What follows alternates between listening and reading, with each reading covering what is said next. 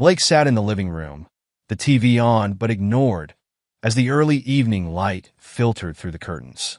The day had been uneventful, work a quick dinner, and now the usual quietness of the house. He hadn't seen much of Kelly since she started working late nights, which had become more frequent in recent months. They barely spoke anymore, the silence between them growing heavier each day. As he reached for the remote to change the channel, the front door swung open with a loud creak.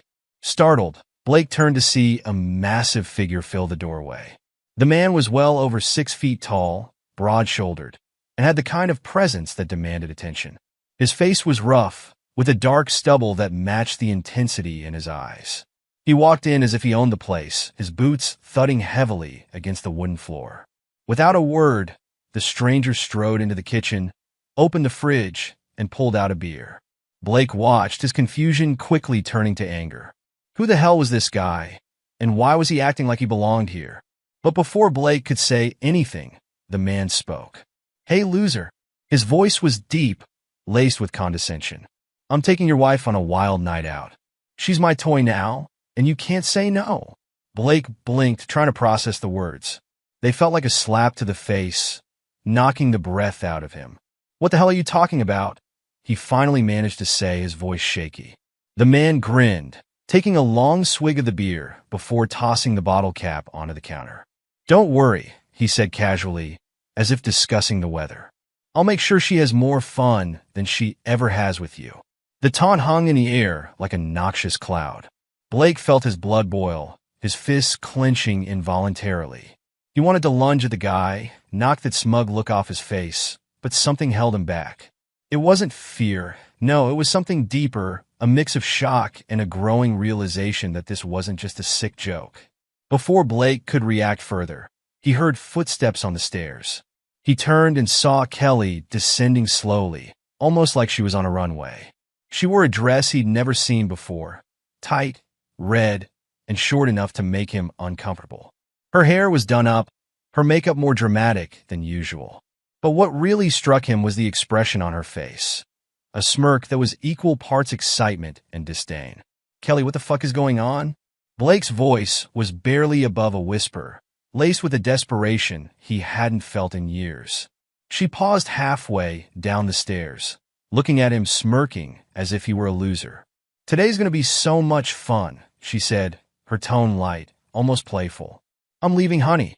We'll be back before breakfast if you're lucky." She reached the bottom of the stairs and walked over to the man, sliding her arm around his waist. He pulled her close, his hand settling possessively on her hip. The sight of them together hit Blake like a punch to the gut. This was his wife, the woman he had loved, the woman he had built a life with. And now she was standing there, wrapped around another man, acting as if he didn't even exist. "What the hell are you doing, Kelly?" Blake's voice cracked with emotion, but she didn't flinch. If anything, her smirk deepened.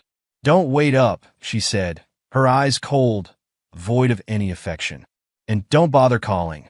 We're going to places you wouldn't understand." The man laughed, a low, rumbling sound that made Blake's skin crawl. "Let's go, babe," he said, turning toward the door. "We got a long night ahead." As they walked out, Kelly didn't look back.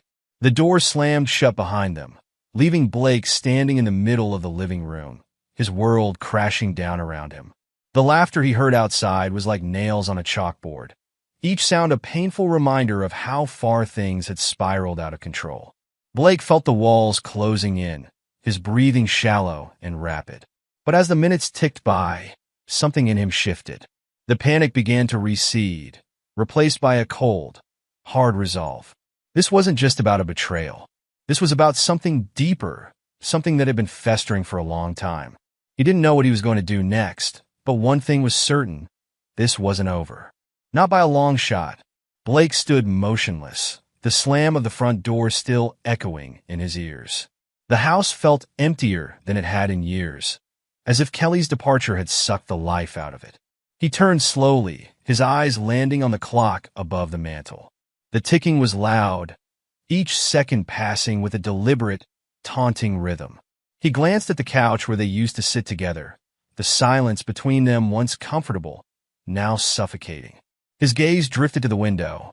He crossed the room, pushing aside the curtain with a trembling hand. Outside, he saw the man's sleek black car parked in the driveway, Kelly already seated in the passenger seat. She didn't look back. Not once. The car's engine roared to life, and they were gone, the taillights disappearing down the street like a fading dream. Blake let the curtain fall back into place and turned away from the window. He felt a hollowness in his chest, a deep, gnawing ache that had nothing to do with love lost and everything to do with betrayal. The image of Kelly in that dress, hanging on to another man, was seared into his mind. He moved to the kitchen, his steps heavy and uncertain. The remnants of their dinner still sat on the table, untouched. He pulled out a chair and sat down, his hands gripping the edge of the table as if it could anchor him to reality. His mind, however, was slipping, sliding back into memories he'd tried to bury. He remembered when they first met, the way Kelly's laugh had been infectious, how they'd talk for hours about everything and nothing. They'd had dreams back then, traveling the world, starting a family, growing old together. But somewhere along the line, those dreams had withered, replaced by routine and complacency. The passion that had once burned so brightly between them had faded, replaced by a cold, distant politeness that neither of them had dared to confront. Blake stared at the empty chair across from him, where Kelly used to sit. The sound of her voice, once a source of comfort, now echoed in his mind like a taunt. "We'll be back before breakfast if you're lucky." The words repeated themselves, over and over, each repetition driving the knife deeper into his gut. He pushed the chair back abruptly and stood up. The room was too small, too confining. He needed to move, to do something, anything to stop the relentless flood of memories and regrets. He paced the kitchen, his thoughts racing, circling back to the same question. How had it come to this? How had he let things slip so far? He knew the answer, of course. He had let the grind of daily life consume him. The late nights at work, the endless bills, the stress of making ends meet. He had lost himself in all of it. And in losing himself, he had lost her too. But self-blame quickly turned into something darker. The more he thought about it, the more he realized that Kelly had made her choice. She had chosen to leave, to betray everything they had built together for the thrill of something new. She had chosen someone else, someone who made her feel alive in a way he hadn't been able to in years. Blake's pacing slowed as his thoughts crystallized. The pain, the sorrow, it all began to twist into something harder, something colder. The humiliation he felt, the image of Kelly with that man, it all demanded a response. But not just any response. It needed to be something more, something that would cut as deep as the wound she had inflicted on him. He walked to the sink and turned on the tap, letting the cold water run over his hands. The sensation grounded him, bringing a clarity that had been missing since the moment that man had walked into his home. Blake stared out the kitchen window, watching as the night settled in, the darkness deepening with every passing minute. His mind was no longer racing. It was focused, intent on one single thought: revenge. But not the kind of revenge that involved yelling or fighting. No, this had to be something more calculated, something that would shake them to their core. It had to be something that would haunt them, just as their betrayal haunted him now. Blake dried his hands and walked out of the kitchen, his movements deliberate. He headed down the hallway to the spare room, his office. It was cluttered with papers, bills, and remnants of the life he had tried to build. He ignored the mess, pulling open the bottom drawer of his desk. Inside was a small lockbox. He hadn't opened it in years, not since his father passed away. He found the key, hidden under a stack of old receipts, and unlocked the box. Inside, among old photographs and keepsakes, was a small handgun. It was something he had kept out of necessity, never out of desire. Blake lifted the gun out of the box, feeling its weight in his hand. He wasn't a violent man. He had never been in a real fight in his life. But tonight was different. Tonight, he wasn't the man he used to be. He had been pushed too far, and something inside him had snapped. He stood there in the dim light of the room, the gun in his hand, and made a decision. The old Blake was gone, buried under the weight of betrayal and heartbreak. What remained was someone who wasn't going to sit quietly and let this happen. He was going to make sure that Kelly and her lover understood the full extent of what they had done. Blake put the gun back in the box, locked it, and placed it back in the drawer. He wasn't sure when or how he would use it, but he knew one thing for certain. This wasn't over. Not by a long shot. He moved with a purpose that was almost clinical, his mind detached from the emotions roiling beneath the surface. The night stretched on, silent and oppressive, but he barely noticed. His focus was razor-sharp, his actions deliberate. He wasn't a man of violence, not naturally, but desperation had a way of transforming even the most mild-mannered into something else. Something colder, more calculated. He began by picking up Kelly's phone, which she had carelessly left charging on the kitchen counter. He unlocked it easily. After years together, her passcode was no mystery to him. Within minutes, he had installed a tracking app, something simple but effective. He knew she wouldn't notice. It would run quietly in the background, unseen. He smiled grimly at the thought. She'd never been much for technology anyway. Next, he turned his attention to the stranger, the man who had brazenly walked into his home, taken his beer, and claimed his wife. Blake had memorized the guy's license plate as they drove away. It was a small detail, but it was enough. He knew people who could dig up information, no questions asked as long as the price was right. Blake wasn't wealthy, but he had enough savings to make this work. A quick phone call to an old acquaintance, some cash transferred discreetly, and within hours, he had the man's name, address, and more. The next step was the basement, a space that Kelly had always avoided. Too cold, too dark, too musty. She had never liked it, which suited Blake just fine. It gave him a place to think, to work, and now to prepare. The basement was already filled with tools, remnants of his various home improvement projects, but he needed more. He made a quick trip to the 24-hour hardware store, picking up items that felt oddly mundane considering what he intended to use them for. Chains, a heavy tarp, duct tape. He paid in cash, not wanting to leave a trail. The cashier didn't even look up, too bored or tired to care. Back home, Blake methodically arranged everything in the basement, laying out the tools with a precision that bordered on obsession. He tested the chains, making sure they were strong enough, secured them to the heavy beams that lined the ceiling. The tarp was spread across the floor, the duct tape within easy reach. Everything had to be perfect. There was no room for error. As he worked, his mind kept returning to the scene from earlier that evening. The way they had laughed as they walked out the door. Kelly hanging onto that man, as if Blake didn't even exist. It wasn't just the betrayal that hurt. It was the ease with which they had discarded him, as if all those years together had meant nothing. They thought they were untouchable, that they could walk all over him without consequence. But they were wrong. Blake was going to show them just how wrong they were. By the time dawn's first light seeped through the basement's tiny window, Blake was ready. He climbed the stairs back to the main floor, pausing at the top to listen. The house was still silent, empty. The bed upstairs, untouched.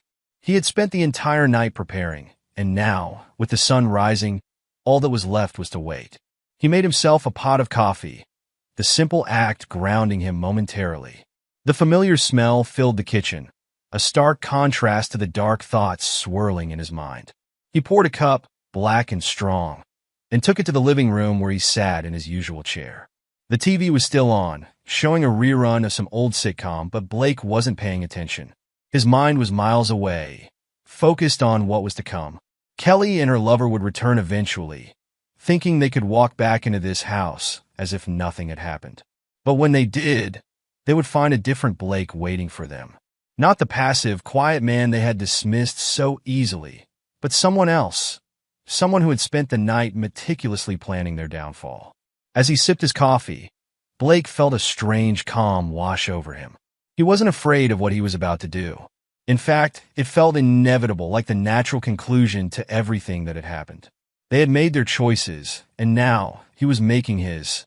The clock on the wall ticked away the minutes, each one bringing him closer to the moment when they would return, when the plan he had set in motion would be executed. Blake finished his coffee, set the cup down on the table, and leaned back in his chair. He closed his eyes, but sleep didn't come. It didn't matter.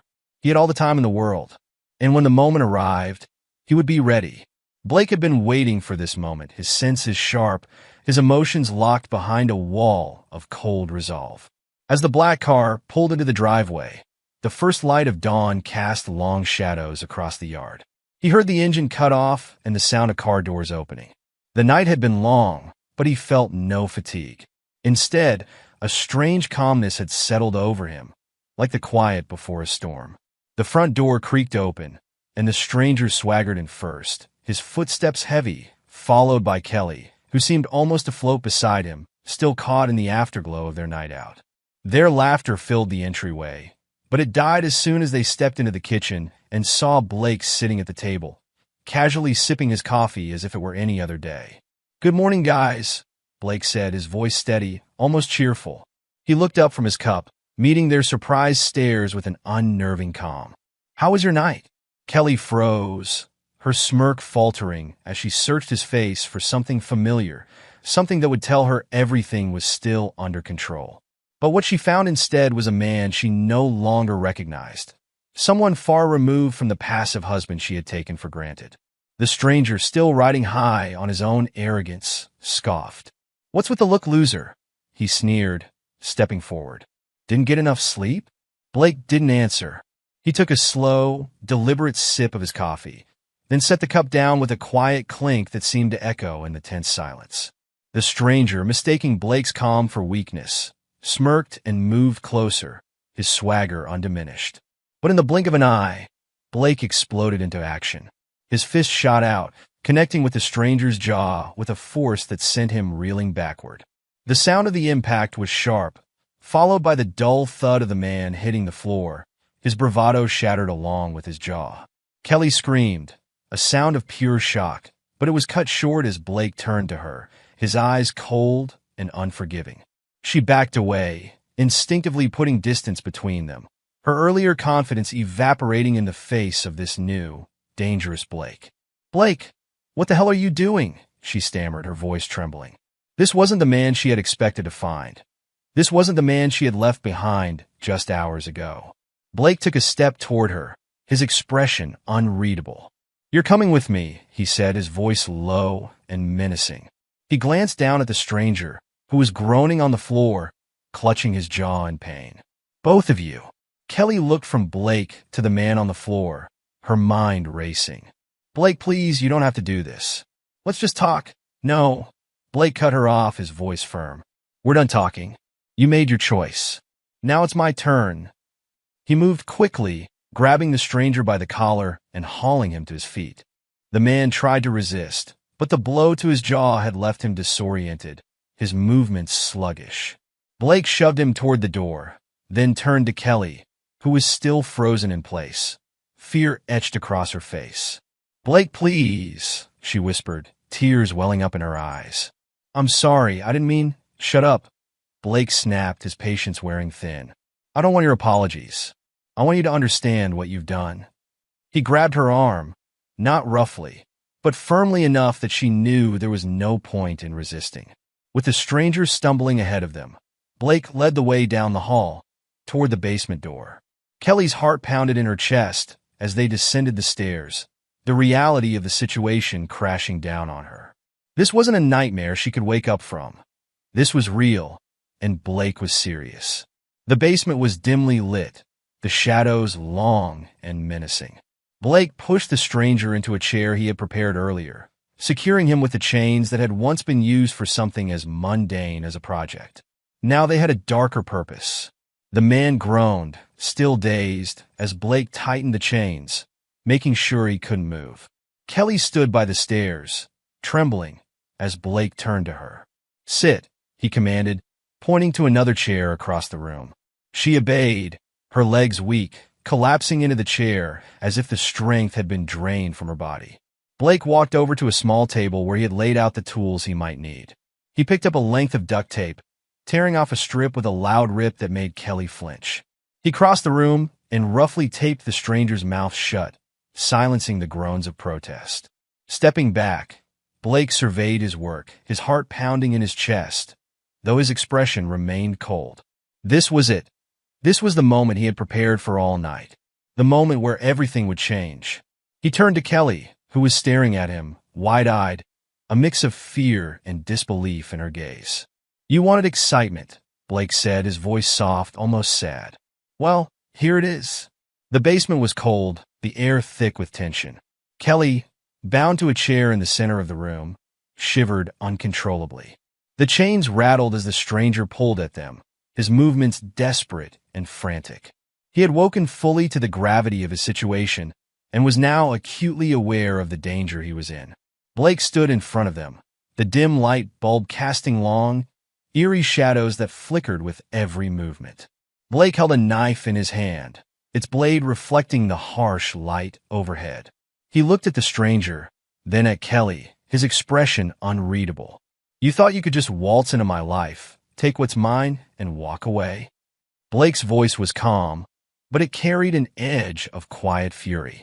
You thought there wouldn't be consequences? The stranger tried to speak, but the words were muffled by the duct tape that covered his mouth. He thrashed against the chains, his eyes wide with fear, trying to bargain with his eyes. Blake stepped closer to him, his movements deliberate. He brought the knife down slowly, making the first cut, a shallow, deliberate line across the man's chest. The blade sliced through the fabric of his shirt, leaving a thin, red line of blood. The stranger's muffled scream echoed in the confined space, a sound that seemed to satisfy Blake's need for retribution. This is just the beginning, Blake said, his voice low but clear. He turned his gaze to Kelly, who was watching with horror-stricken eyes. You both betrayed me, and now you're going to pay. Blake walked over to Kelly, the knife still glinting in his hand. She flinched as he approached, her eyes darting between the knife and the man on the floor. Bitch, you chose him over me, Blake whispered, his voice cracking slightly with emotion. You made a choice, and now you're going to watch him suffer. Kelly's tears began to flow, her face flushed with fear. Blake, please, she pleaded, her voice trembling. I'm sorry. I didn't mean for any of this to happen. We can talk. Blake cut her off with a harsh gesture. No more talking, he said firmly. He turned his attention back to the stranger, who was now gasping through his nose, his body trembling. Blake knelt beside him, examining the cut he had made. You think this is bad? He asked, his voice cold. You have no idea what's coming next. He stood up and walked over to the workbench, where he had laid out a few tools earlier, pliers, a hammer, and some heavy-duty wire. He picked up the pliers, holding them up so the stranger could see them. The man's eyes widened in panic as he realized what they were for. Blake turned back to Kelly, who was sobbing quietly. You wanted excitement, he said, his voice almost gentle now, though it was laced with menace. Well, this is what it looks like. He approached the stranger again, his face set in a grim expression. He used the pliers to grip the edge of the cut, squeezing just enough to make the stranger squirm in pain. The man's muffled cries grew louder, but they were still cut off by the duct tape. Blake's hands were steady, his movements precise as he applied pressure. Kelly watched in horror, her cries blending with the stranger's muffled screams. Blake, please stop, she begged, her voice barely a whisper. This isn't you. We can work this out. I'll do anything. Blake ignored her. His focus was entirely on the stranger now. He released the pliers and picked up the hammer. He raised it slowly, letting the anticipation build before bringing it down with a sharp, decisive motion. The blow was aimed at the floor beside the stranger, but the sound was enough to make him flinch violently. Blake placed the hammer back down, then walked over to Kelly, crouching in front of her. Do you see what you've done? He asked, his voice low but intense. You chose him. Now you have to watch him suffer. This is your fault. Kelly shook her head, tears streaming down her face. Blake, please, she whispered. I'm begging you. Let him go. He's just a guy. This is crazy. Blake's expression hardened. Crazy, he echoed, standing up. You think this is crazy? You think what you did was just a mistake? This is reality, Kelly. This is what happens when you cross me. He turned back to the stranger, who was now sobbing silently, his body trembling with each agonizing breath. Blake reached for the knife again, the blade glinting ominously. He made another cut, a little deeper this time, drawing another scream from the man. Blake returned to Kelly, his face set in a determined mask. This is your nightmare, he said, his voice a low, menacing growl. And it's only just beginning. The basement fell into a heavy silence, broken only by the sound of Kelly's sobs and the stranger's pained gasps. Blake stood over them, his emotions a turbulent mix of anger, satisfaction, and something darker, more primal. He knew this was just the start of what he had planned. The real nightmare was only beginning. Hours had passed, but time felt irrelevant. The man on the floor, who had once been so full of bravado, was now barely conscious. His body lay limp, his cries reduced to feeble whimpers.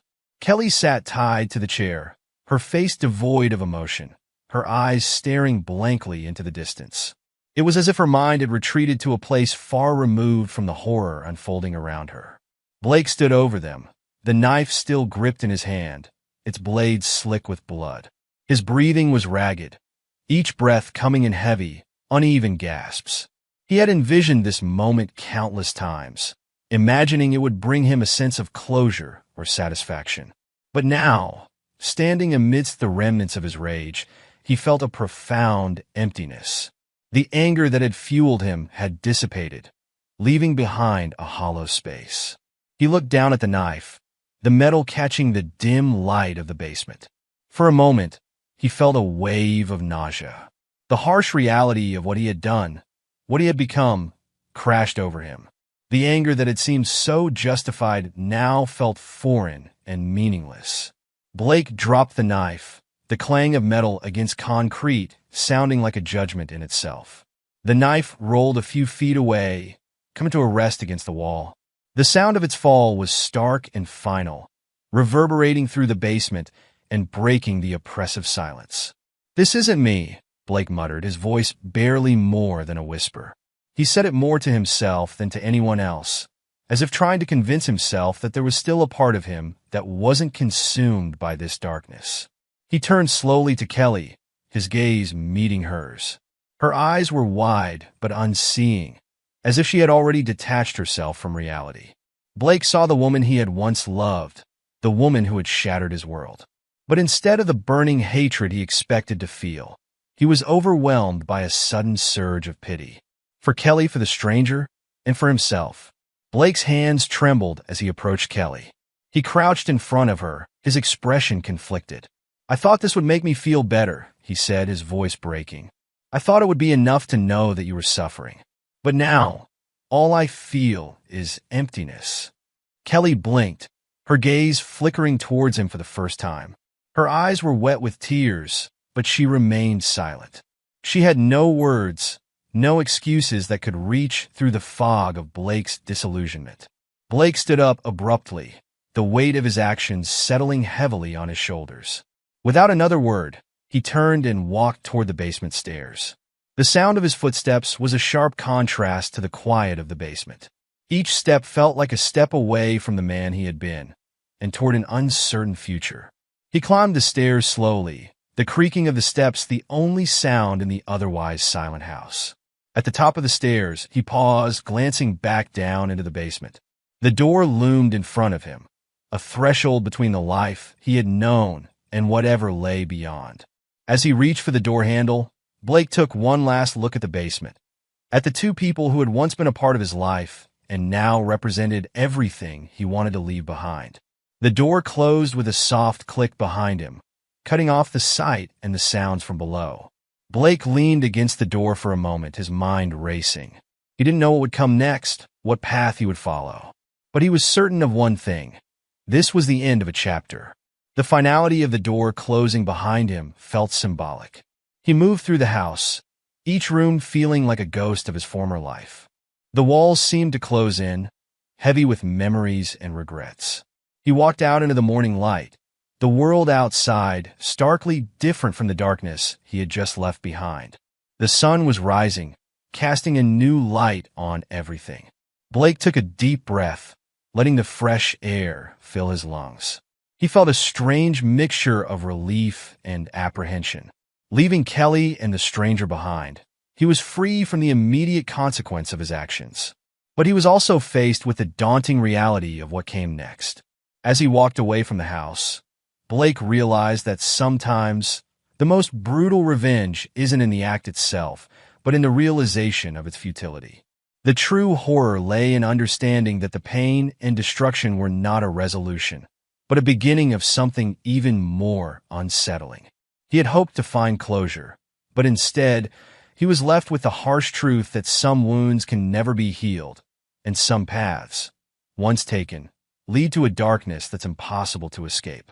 Days turned into weeks, and the silence that followed the night of violence was oppressive. Blake moved out of the house, packing his belongings with a mechanical efficiency. He had already filed for divorce before leaving, ensuring that everything was as impersonal as possible. The house, once a symbol of a shared life, now felt like a relic of a past he wanted to leave behind. Blake's departure was abrupt. He didn't tell Kelly he was leaving. He simply packed his bags, took a final look at the life he was abandoning, and walked out. He was determined to sever every connection to his old life. The city where he had lived for years faded behind him as he settled into a new place, a small apartment in an unfamiliar town. He adopted a new identity, one that allowed him to blend in with the crowd, to be anyone but himself. Meanwhile, Kelly and her lover were left to grapple with the consequences of their choices. The once vibrant home was now a place of strained silence and broken dreams. The stranger had been released from the hospital, but the physical and emotional scars of that night had left him a shadow of his former self. His bravado was gone, replaced by a shell-shocked demeanor that matched Kelly's own sense of despair. The couple's interactions were strained, filled with guilt and fear. They avoided talking about the events of that night, hoping that silence would somehow make it less real. But the guilt clung to them, a constant reminder of the price they had paid. Their relationship, once driven by passion and excitement, was now plagued by a haunting regret that made every moment feel like a punishment. Kelly would often sit alone in the dimly lit living room, staring blankly at the space where Blake's presence had once been. The house, now too quiet, seemed to amplify her thoughts. The empty space where Blake's things used to be was a constant reminder of the life she had destroyed. She tried to focus on rebuilding her life, but every attempt felt hollow. She would catch herself replaying the events of that night, each memory a fresh wound. Her lover, meanwhile, struggled with his own demons. The physical pain from the injuries had healed, but the psychological damage was more persistent. He avoided leaving the house, not because of any physical ailment, but because he couldn't face the world outside. Every noise, every shadow, seemed like a reminder of what had happened. The bravado he had shown in the past was replaced by a profound sense of defeat. Days turned into weeks, and the routine of their new existence became a monotonous cycle. Kelly tried to put on a brave face, pretending that everything was normal, but the facade never quite held. The guilt was a constant companion, gnawing at her with every failed attempt to move on. The laughter and joy that once filled the house were now replaced by a somber, lingering silence. Blake, in contrast, found solace in his new anonymity. The bustling city streets, the unfamiliar faces, all seemed to offer a kind of freedom he hadn't known before. He immersed himself in his new life, taking on a new job and establishing a new routine. The memories of his past life seemed to blur with time, becoming a distant echo rather than a constant reality. The choice to leave them behind, to walk away from the confrontation and the pain, had brought Blake a strange form of peace. In the quiet of his new apartment, he found solace in the simplicity of a life unburdened by the past. He realized that the true revenge wasn't in the actions he had taken, but in the power he had reclaimed by choosing to live a different life, free from the chains of his old existence. As the months passed, Blake found himself adjusting to this new chapter. He had regained a sense of control over his life, one that had been missing for years. He wasn't sure if he would ever fully escape the shadows of his past, but he knew he had made a choice that allowed him to move forward, to find a sense of peace he hadn't known in years. Kelly and her lover, meanwhile, continued to live with the consequences of their actions. The past couldn't be erased, and the weight of their decisions was something they would carry with them. The silent punishment they endured was a reminder of the choices they had made, a constant shadow over their attempts to rebuild their lives. Blake understood now that the most profound form of revenge was not in exacting suffering, but in choosing a different path, one that allowed him to reclaim his sense of self. In that choice, he had found a kind of freedom, a peace that eluded those who remained trapped in the aftermath of their actions.